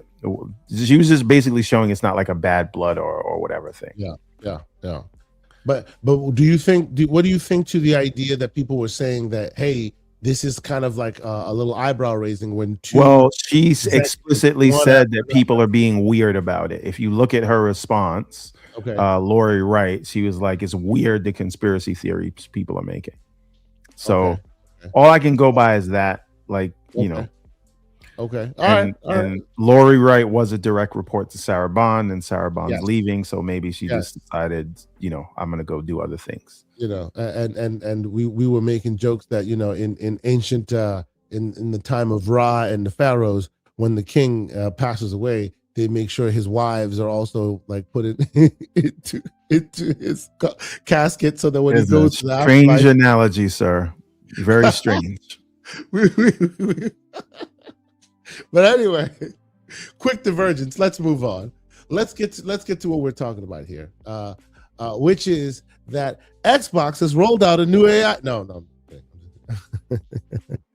Let's talk about it. DLSS 5.0, right? It came about. Big, huge. Wait, can we just go back to that previous story real quick? I just want to say one thing. Okay, go ahead. This is great, but I don't care about any of it until they update the UI on the PC app so that it's in line with the console and the cloud. I don't understand what the holdup is, but if they want me to use that app, I'm gonna need them to update that UI on the PC.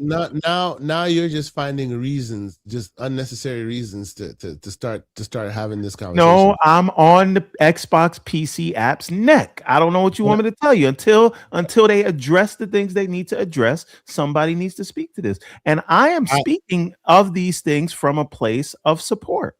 This is constructive criticism, but this is not about the Xbox PC app. This is about Xbox. When will it be about the Xbox PC app? That's all I'm asking. It's about the console. You know, the thing that people said that they left them behind. This is solely about the console, and you're still over here about the PC app. We hear you, bro. This is about the console. Do we? Because it seems like there's never a time to talk about it. It seems like it's just shut up. Let them do whatever they want on the PC side. Okay. Indeed, it still sucks. But this is not about that. This is about the console. Now, if you tell me that the console's UI is long in the tooth and it still has the Vista console UI is fantastic. If you tell me that it's got the Vista jank and you want them to update and modernize that, I may want to hear that because that's how I feel as well. But this is about them giving you colors on the console. Specifically, the console. You know, the people that felt like second-class citizens. Now their UI UX is getting a little bit more shiny. This is what this is about. So leave your PC garbage. All right. PC talk. This is about the console. Okay, you see. So just for the record, I wasn't allowed to complain about the a major game launch not working. I'm not allowed to complain about the PC app being out of date. It's never the right time, but sure. Let's talk about the console and let's let the PC app. And this is why the PC app is where it is right now, because you got PC app apologists. You got PC app apologists in people's mouths. Will not let people complain. But okay, he keeps putting words in people's mouths, and that's why nobody wants to come and have this debate. See, he's still crying. Yes, I am crying about the Xbox PC app. Somebody needs to shed a tear. I'm about to pour out some alcohol on the ground. Oh my god! Anyway, forget it. Anyway, get it. So let's get back to it. Which is DLSS 5.0. Right. We'll start this from the top, right? Because there's a lot has happened and more is still happening. A lot has happened. It started like early in the week. Where NVIDIA came out, showed what they showed. Really cool, interesting demo they showed. Very, very thought-provoking. A lot of people had thoughts, right? Some people jumped out the window with a lot of hate and a lot of gloom and doom. Others were just like, oh my God, this is the greatest thing since sliced bread, right? There was just a lot of that, a lot of back and forth. And then the conversation turned to how are they doing this? What are they doing? And initially, NVIDIA was very much in the direction of, hey, we're just modernizing lighting. That's what we're doing here, right? Everyone, please, like, correct me if I'm mistaken in any of my assertions here. Their initial take was, we're just modernizing lighting. This is just advanced lighting that we're instituting on existing. So we're not making any other edits, nothing beyond just modernizing lighting, and it's a feature that DLSS will implement on a case by case based on what the developer like puts on. So this is the developer rendered, developer instituted and implemented. This is just modernized lighting. That's what the initial take was. Go ahead. There was a lot of fog of war information, and I don't think either NVIDIA marketing, Jensen, or Digital Foundry did anybody any favors, right? So initially, when this came out, people tried to say, "Oh, it's a yassify." No. Stop. Now you're gonna go all the way down. No, okay. We're starting from the top. Now you're going to the 30 feet. No, give me a minute. We'll get there. We'll get there. All right, I'll let you come in and then you tell me when I can. Yes, because you're gonna start boxing. I don't need you to box. No, I'm not gonna box. Like, you don't want me to say anything, so you go ahead and explain it the way you want, and then tell me when I can. I want you to give us the preamble from the top, not necessarily people's fighting back and forth and why people hate it. Once again. Let everyone cook. Okay. I'm gonna let everyone cook. Go ahead. Are you? Let you cook. I'm being told to let you cook. So go ahead and cook. All right. So because I was told I was the one shutting down conversation, and then I start talking, and here we go. So anyway, I think in the beginning, when we first saw this, some people thought it was just a plain filter, but NVIDIA and Digital Foundry said that no, this is not a filter. They are not changing any assets. They are taking motion vectors. They're taking geometry. They're taking all those things, and they're simulating lighting on the models themselves, right? That is what was officially said from NVIDIA. That is what was said by Digital Foundry, who had the video up that caused all of this controversy. People looked at it and said, no, it's a filter, right? So you had that back and forth from the beginning. And then a moment. Sure. I personally don't think it's just that simple, whether it's a filter or not a filter. It's what that meant, right? Like from what I understood, and I came in late to the convo, so a lot of this back and forth, even in our Discord, happened without me. But from what I gathered, as far as the back and forth of it, was that, is it just advanced lighting being driven by AI, or are they interpreting something and adding it on top, right, of what's already there? And those who thought it was no big deal thought that, oh, they're just using AI to advance the lighting, and those that were against it were saying, no, they were using AI like a filter, and filters being used pejorative because basically where you find that is on Instagram and all that. But the filter talk was more about their AI is scanning the image and then adding things that don't exist on top. That's the crux of it, at least from what I was understanding. But continue, and this is NVIDIA's official back and forth.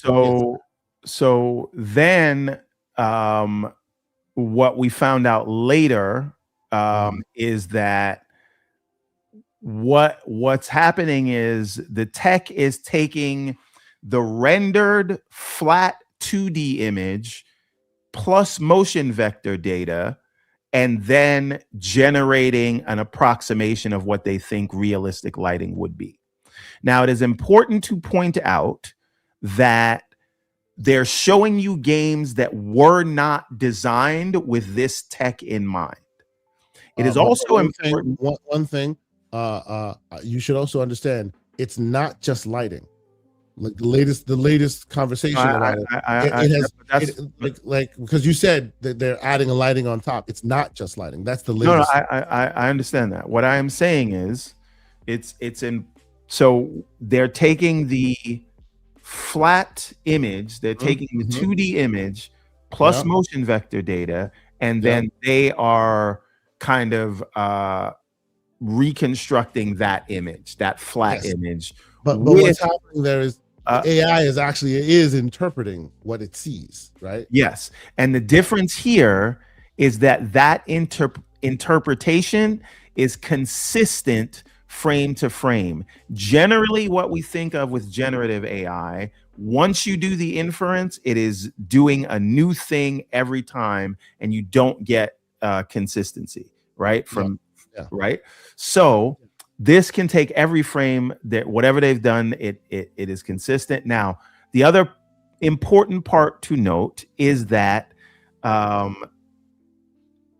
the artists who are creating this, there are weights that they can add to the model, right? And to real quick, so that people understand what you mean when you say weights. What think of Lightroom sliders, right? So higher, lower, 0 to 100, right? They can go and mess with sliders to intensify certain aspects, and that's what came out in the later side of it. There's specific sliders for skin, environmental, hair. They've isolated certain aspects, and you can slide those up and down for more intensity. Please continue. Right. So presumably, and if you're watching there's not just Resident Evil and Starfield. There's another demo that they created with this in mind from the outset, and that one actually has the best results. Okay, right. So and so find that, if you can point me, is that it's in the it should be in this video in the announcement trailer. If once I see the game, it's called the Zora demo, right? So if you let this play out, if you scroll through it, you're going to see like a fantasy setting. So this is just IGN's one. Okay, I understand. All right. So if you go to I'll find the Zora. I'm going to find the Zora demo. I'm going to find the Zora demo. I'm going to find it. All right. So I have it right here. So continue. Yeah, go ahead. So what annoyed me with this conversation is there was a lot of nuance taken out of it on both sides of it, right? So on the one side, you've got the people that are AI bad, and they have moved the like AI bad, so they just don't like it, and it doesn't matter what it was doing, right? And that got annoying to a lot of people because they could look at is this the new one? Are you looking at the date on this? This one says Zora, a new era of rendering. Right, but what's the date? Because if this is if Zora is just a scene they made to show, this could be the frame gen thing. And this could have been when the 450 series was launched. So you got to look. This was January 7th, 2025. Okay, so that's from a year ago. They took this scene and this demo and they added DLSS 5 to it. So if you look at the newer one, which was on, I found that. I'll find that right now. Hold on. Right. All right. So again, a lot of it is just, okay, right here, right? You can see here what it's doing, and this is a better approximation of what you get in Resident Evil versus what you're seeing here. See, but like, and I'm trying to keep those who are I wouldn't say against it, but proponents of it. I'm trying to keep their arguments in mind when I have this conversation, because like I understand what you're saying, and you're right in your assertion in that. But what they are saying, and from what I have understood, has been a problem. And it's not just by, like, I've been trying to read and get where the issues lie. It seems like the reason why people are up in arms, or some people are up in arms about this, is because when they were first trying to share this or show this to people, they made it seem like what people were saying about it was wrong when it's not, right? Like, it's not changing the character models, but it is filling in the gap. Not simply a filter, and that is what people were saying. No, right? But like, I think that filter conversation, like it minimizes the overall concern here, right? Oh, is it a filter? Is it not a filter? It's a shorthand for a bigger conversation that I think we're not having, which is people don't like that AI is filling in the gaps here. They don't like that it's generating what it thinks would be better for the image, and it's not just lighting. It is filling in beard, filling in certain aspects that make it look better, and they don't like that. Me, myself, and I think, like, depending on how it's used, some of it looks cool as hell. Like, I think it is excellent, super interesting tech, and as it matures, it will, like, get better and better. I think what they did with Starfield looks super amazing. I'm interested to see that, right? In other aspects, it goes a little heavy-handed, right? But I feel like just the fundamentals of it being able to use AI to interpret the scene and give you like what it thinks is better is what people seem to be fighting against. So again, right? This is not something amazing. Right. So this is, I think this is part of the issue. You have people that will look at this scene or look at Starfield, and because they've planted the flag that this is bad, they will tell you then that this doesn't look better or Starfield doesn't look better. So it's like, don't believe your lying eyes. Right. And to be fair, clear, some of this is just lighting. Some of it is very much just lighting, because like we were talking before, the sliders are emphasizing the lighting and de-emphasizing the AI additions. But there are certain instances where there are definitely AI additions, and those are the places where people aren't happy with. Okay, look on the left side of your screen right there before you click on it. This one? If you're gonna tell me the image on the right does not look better, I cannot have a conversation with you. Yeah, this is DLSS off and on, right? So like it is just genuinely better. It is I think it's better, right? I think so. And again, remember how this is going to be implemented, right? Whoever's making these games, they're gonna turn this feature on. They're gonna mess around with the weights. They're gonna mess around with the color grading. They're gonna say, I don't want it applied to this. I do want it applied to that, right? So there is one part of Everborn that I will argue with you on a little bit, because when we were having a lot of this back and forth, people were using shorthand like, is this auto SR, in that it can be applied with no developer adding any customization to it. It can be applied basically from rip with their permission. It can be run as is, and then you were going on the and obviously there are sliders as we were talking about that it can be modified, right? A long story short, it actually has turned out to be auto SR, right? Yes, there are sliders. Yes, weights are applied, and developers are encouraged to but then it's not auto SR. But you can also, like, when it's applied, it is applied like auto SR, just like auto SR, meaning if you don't have your own implementation, it gives its own amalgamation of you don't have that. You don't have any documentation saying that. There's nothing anywhere that has said that. When the latest that's not what they said. That's not what they said. They said that it is applied, the filter is applied, right? The layer is applied, and then the developer is encouraged to modify. So when it's applied, it does apply what it thinks is cromulent. Okay, I need you to show me where it says that, because the developers need to implement this. So it's as it has been understood, and again, a lot of back and forth. It seems to me it's post processing, right? So it does not require developer intervention. See, this is what I'm talking about, right?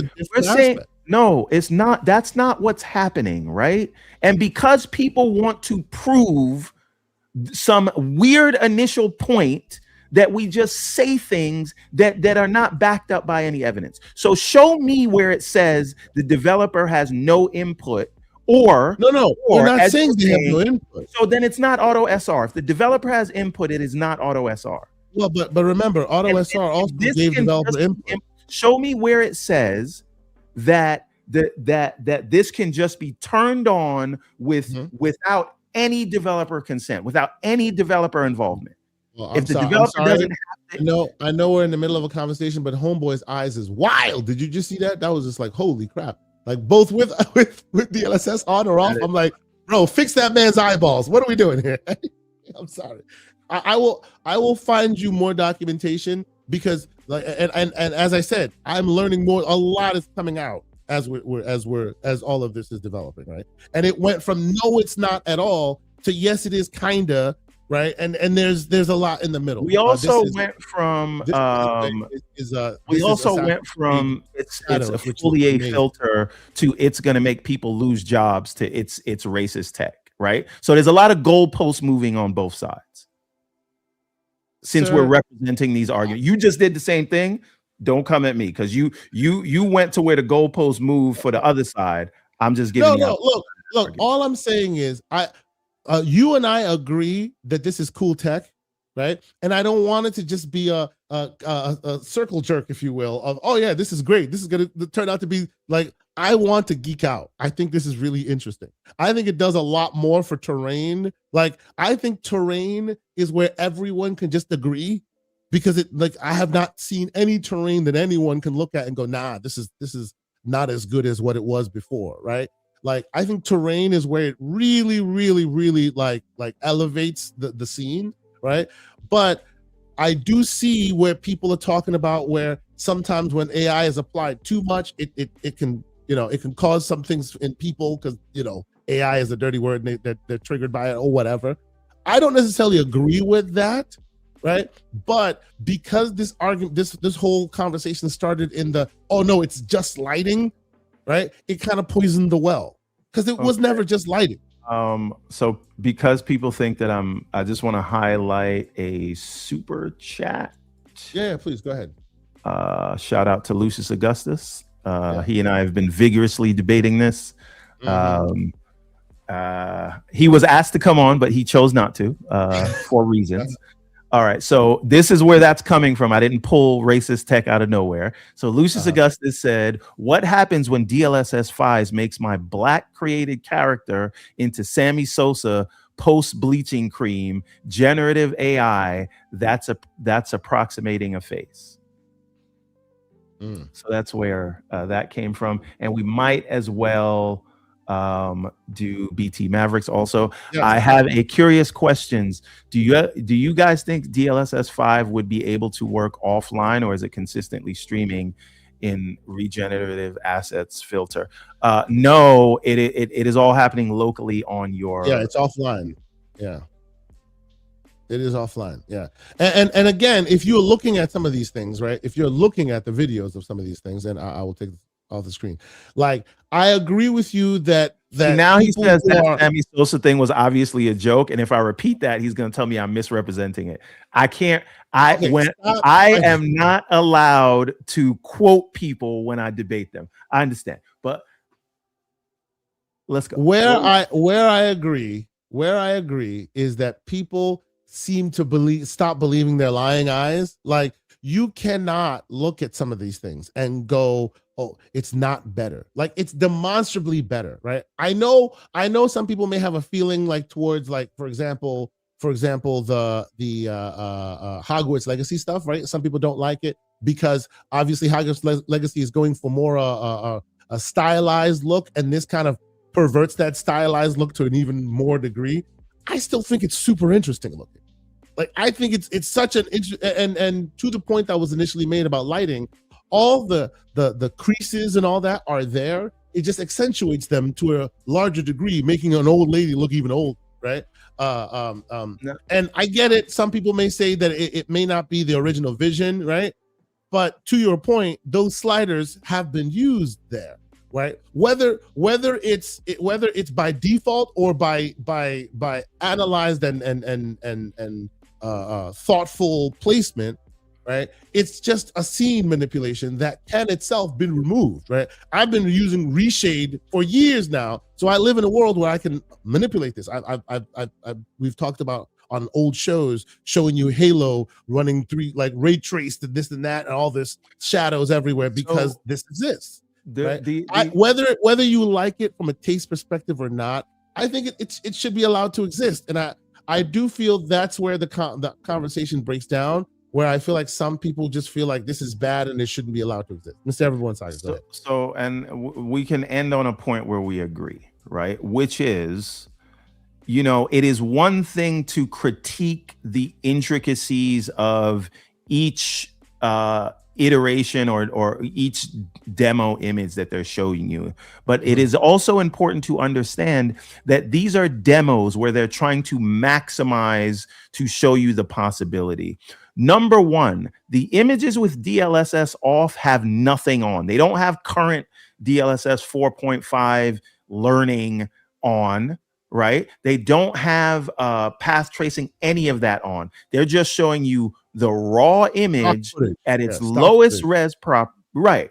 And then they're showing you max. If you turn on your upscaling right now, you're going to get halfway there. You're going to get a much more detailed image. And so they wanted to show you how stark the difference is. And this tech is also not fully out yet.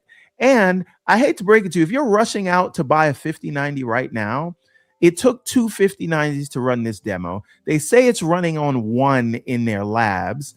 This won't be out till later this year. And this probably won't be fully realized until you can get a 60 series card.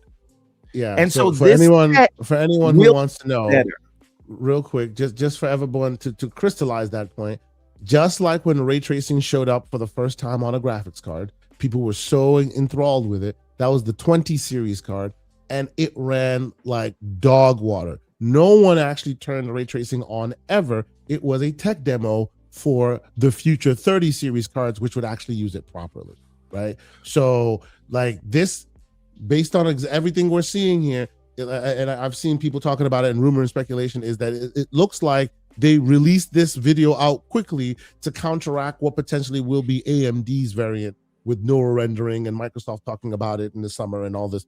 They are also talking neural rendering, right? And obviously they will show theirs in June, purportedly when more comes out about Helix or whatever. So this might be speculation. I bet they won't use the term generative anything when they show it. So but it might be NVIDIA trying to jump the shark real quick to make sure that theirs is out there, so people know, hey, we're working on something as well, and this is super cool. So right. So if we want to have an actual nuanced conversation about this, then we're going to talk about how the tech works. We're going to talk about where it looks good and where it doesn't. If we're just going to come out and say AI slop bad, then we're not really having a nuanced conversation. And I feel like that's where a lot of this is going. And again, this is a work in progress issue. This is not staying, like, look where DLSS 1 was, or ray tracing the first time they showed it, where it started to where it is today. The tech will get better. The tech will get closer approximations. The tech will help get us, and again, not every game needs photorealism. And this is not an all or nothing thing. Sometimes it'll be good, and other times it won't make sense. It probably won't make sense at all on a cell shaded game. Right? Yeah, I would love to see what it does to those kinds of games. It's a case by case thing, and people are taking it as showed in an unfinished work in progress demo and then applying it to the whole thing, how it will always be forever and always. And that's not having a nuanced conversation. So no, I don't hate it. I don't love it, but I also have eyes, and I can say, hey, I think it looks better here. I think it looks better there. Let's talk about the tech. I think it's interesting tech. And in some cases, it will help games. And I think it vastly improves the final image quality of Starfield in the demo. And I'd like to see more things like that. I agree. I agree that it does like influence games in an interesting and sometimes great way. Terrain, I don't think anyone can open their mouths and say, nah, the terrain looks worse now because of that application, right? Anyone can't say, no one can say that. But where I agree with the naysayers, right? Where I agree with this is because there are a lot of people. Yeah, exactly.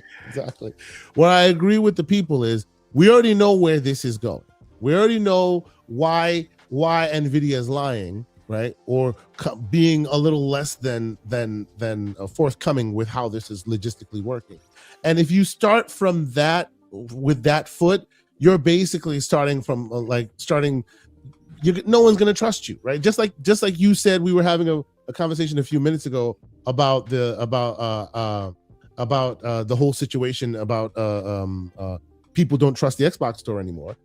NVIDIA starting this conversation in this way, right? Telling people that no, it's not what you think it is, when it in fact was what you thought it was, kind of burying the lead, got us off on the wrong foot, and that's where it is. But unfortunately, we can't continue the conversation any further. We are at the end of our time. All my fault. I got to run. I'm already getting the dirty looks. It's an hour. But real quick, before we go, Silent Cypher. And by the way, Silent Cypher, you need to join the Discord, bro. You would love our conversations in the Discord. $2 super chat. He says, wait, where do I get that IGN 7 shirt? I need one. Sir, reach out to us. If you're coming out in June, IGN does what is called IGN Live. And you go there. It's almost like a mini E3. You can buy tchotchkes and all this other stuff. They have IGN, last year anyway, they had the IGN 7 shirt there. Of course, we already read this. Lucius with a $5 super chat says, what happens when DLSS 5 makes black character I created into Sammy Sosa post bleaching cream generative AI that's approximating a face? Hey, it is what it is. These are the boots that are continuing to stay on people's necks. Yeah, we already did. We already did these. And we did this one as well. One last one. And then from Soil. The great Soil Tech asking us to please share, subscribe, and it was created by AI. Thank you very much. So I know you want more of a longer show from us. I know this conversation could go on, and we want it to go on. Join us in that Discord. It is discord.gg/The Gaming Circle Podcast. That is TGCP. Join us there. We will continue this conversation. Most likely, we will continue it with more adult words. It is what it is. Also, we are continuing to play them games. I'm sure there's going to be a lot more talk on Crimson Desert as we play, because I'm about to get off here right now and go continue playing Crimson Desert. But that's it. Everborn Saga, sir. Besides finding you getting a deep tissue massage with wifey, what else can we keep? Listen, if we don't hit them credits, ain't gonna be no massage. But in the Discord, as usual, and of course, I Love Coffee just dropped a tenner just because he just wanted to. Shout out to Coffee. Thank you, sir. Appreciate you, bro. We'll see y'all in the Discord. I hope y'all join us there. It's been fun. It's been cool. Keep it gaming, guys. Peace. Nice to be in orbit.